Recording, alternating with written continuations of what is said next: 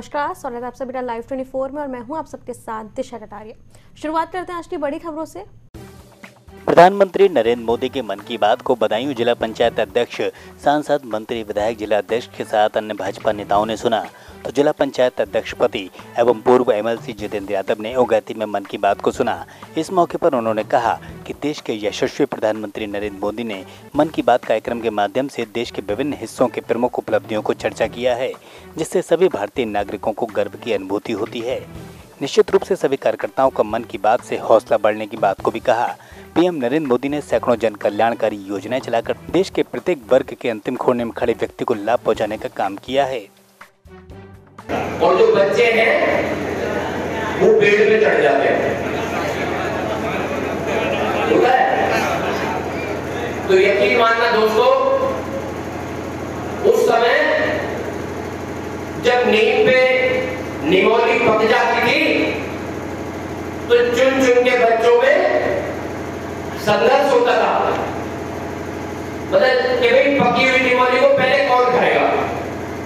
और जानते हैं वो निमोली एक बहुत बड़ी बीमारी की दवाई है। आज आप किसी बच्चे को खिला दो उल्टी कर देगा। क्यों? क्योंकि हम उन बच्चों को संस्कार नहीं दे पाए हैं, हम उन बच्चों को समझा नहीं पाए हैं। अगर हमने जब निमोली खाई है तो हमारे बच्चे क्यों नहीं खा रहे निमोली। मेरा जो विषय है ये इसलिए है दोस्तों कि अपने संस्कारों को मत भूलो। चाहे धर्म है, चाहे खान पीन है, चाहे खेल कूद है, बस एक संघर्ष हम लोगों के बीच जारी है, वो है कि भाई किसी भी तरीके से पैसा कमा लो, चाहे साला कोई उल्टा तरीका हो, चाहे लफड़ा तरीका हो, चाहे किसी की भैंस खोलनी पड़े या किसी का कत्ल करना पड़े, लेकिन पैसा कमाने की प्रतिस्पर्धा बराबर जारी है।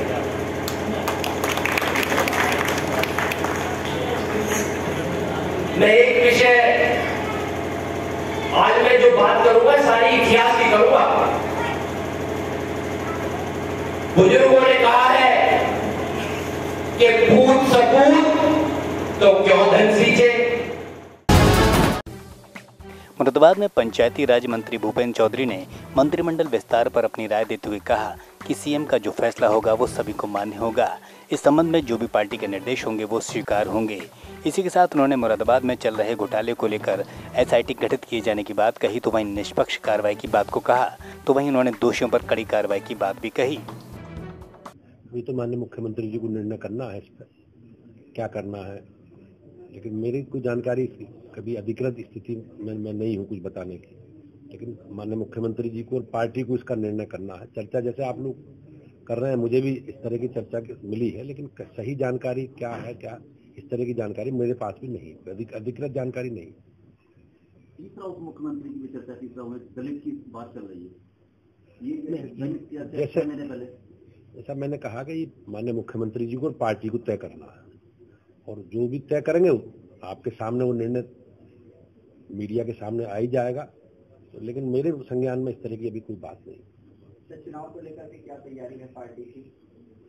नहीं, पार्टी हमेशा भारतीय जनता पार्टी के कार्यकर्ता 12 महीने जनता के बीच में रहते हैं, और अब भी हम लोग जो भी पार्टी के कार्यक्रम अभियान है, भारतीय जनता पार्टी के कार्यकर्ता सभी अपनी सक्रियता के साथ उन सब विषयों को लेकर आगे बढ़ रहे हैं। पंचायतों में घोटाला आया है, मुरादाबाद में सामने क्या आदेश आपने दिए? नहीं, माननीय मुख्यमंत्री जी के निर्देश पर उसकी जांच के लिए एक टीम बनी है, और मुझे लगता है टीम आकर स्थलीय निरीक्षण करके अपनी रिपोर्ट देगी, और रिपोर्ट के आधार पर जो लोग दोषी होंगे उनके खिलाफ कार्रवाई की जाएगी। मुरादाबाद में समाजवादी पार्टी के वरिष्ठ नेता मंजूरुल हसन उर्फ आरिफ मियां ने कार्यकर्ताओं के साथ गली गली गांव-गांव का दौरा किया, तो इस दौरान उनका क्षेत्र में जोरदार स्वागत हुआ। इस मौके पर उन्होंने विधानसभा 27 क्षेत्र कैटरिया, मिलक, गंजोवाली, चुग्गोवाली सहित अन्य इलाकों में पहुंचकर सपा की नीतियों का प्रचार प्रसार किया। इसी के साथ पार्टी में सभी वर्गों का सम्मान सुरक्षित होने की बात कही, तो आगामी चुनाव में सपा की सरकार बनने का दावा भी किया। ये गाँवों में घूम रहेंगे, समाजवादी पार्टी की नीतियाँ बता रहे हैं, और जब समाजवादी सरकार थी उसमें क्या क्या स्कीमें थी वही स्कीमें लागू फिर होंगी इंशाल्लाह जब सरकार बनेगी, और बल्कि उससे ज़्यादा और भी योजनाएं समाजवादी ने उसमें करी हैं। और हमारे राष्ट्रीय अध्यक्ष माननीय अखिलेश यादव जी के निर्देश पर गाँव में जाकर हम वोट बनवाने के भी कार्य कर रहे हैं और लोगों को बताना है कि अपना वोट बनवाइए, ताकि आने वाले वक्त में 2022 में समाजवादी की सरकार बना और एक बार हमारे माननीय नेता श्री अखिलेश यादव जी एक बार फिर मुख्यमंत्री बने। उत्तर प्रदेश अल्पसंख्यक कल्याण आयोग के सदस्य सम्मान अफरोज एक दिवसीय दौरे पर पचपेड़वा के धवाई गांव पहुंचे, जहां उनका भव्य स्वागत हुआ। इस मौके पर अल्पसंख्यकों के लिए चलाई जा रही सरकार की योजनाओं की जानकारी दी गई, तो साथ ही शादी विवाह अनुदान व अल्पसंख्यक छात्रवृत्ति को विस्तार से बताया गया। इसी के साथ धर्मांतरण पर कठोर कानून बनाए जाने की बात कही, तो इस मौके पर तमाम भाजपा नेता भी मौजूद रहे। जो बिल माननीय योगी जी ने लेके आए थे और एक बेसिकली एक ड्राफ्ट बना था वो, और वो ड्राफ्ट का यही मतलब था कि 2 बच्चे, एक परिवार में 2 बच्चे हों। तो उसके पीछे देखिए लॉजिकली आप समझिए कि वो ड्राफ्ट क्यों बनाया गया है। बेसिकली 2 बच्चे होने का मतलब यही है कि वो उसका पालन पोषण, उसकी शिक्षा, उसका हर चीज़ बड़े तरीके से, और वो इकोनॉमिकली बड़ा सही रहता है। 2 बच्चा पालना और 4 बच्चे पालना में बहुत अंतर है। इस पे कानून बिल्कुल बनना चाहिए कि अगर कोई भी चीज़ अगर ज़बरदस्ती से करी जाती है, चाहे कोई भी चीज़ हो, चाहे ना हम धर्मांतरण की बात करें या कोई भी चीज़ की हम बात करें, कोई चीज़ ज़बरदस्ती करी जाती है उस पर बिल्कुल सख्त कानून बनना चाहिए। आगामी विधानसभा चुनाव को लेकर भाजपा का घर घर जनसंपर्क अभियान का आगाज प्रदेश अध्यक्ष स्वतंत्र देव सिंह ने किया, जो आगामी 2 अक्टूबर तक चलेगा। इस दौरान पश्चिम विधानसभा में प्रदेश अध्यक्ष ने लोगों से मुलाकात कर सरकार की नीतियों को बताया, तो साथ ही जनसंपर्क अभियान चलाया। इसी के साथ योगी सरकार के कामों को जनता के बीच रखा गया, तो प्रदेश की योजनाओं को भाजपाई अब घर घर तक पहुँचाने का काम करेंगे।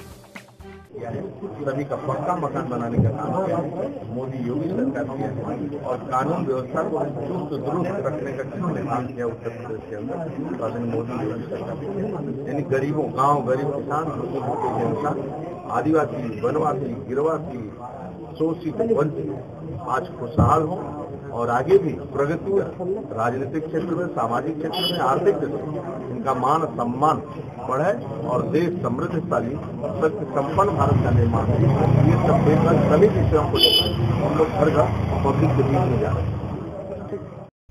मेरे साथ इस बुलेटिन में इतना ही। देश दुनिया तमाम बड़ी खबरों के लिए देखते रहे Live 24।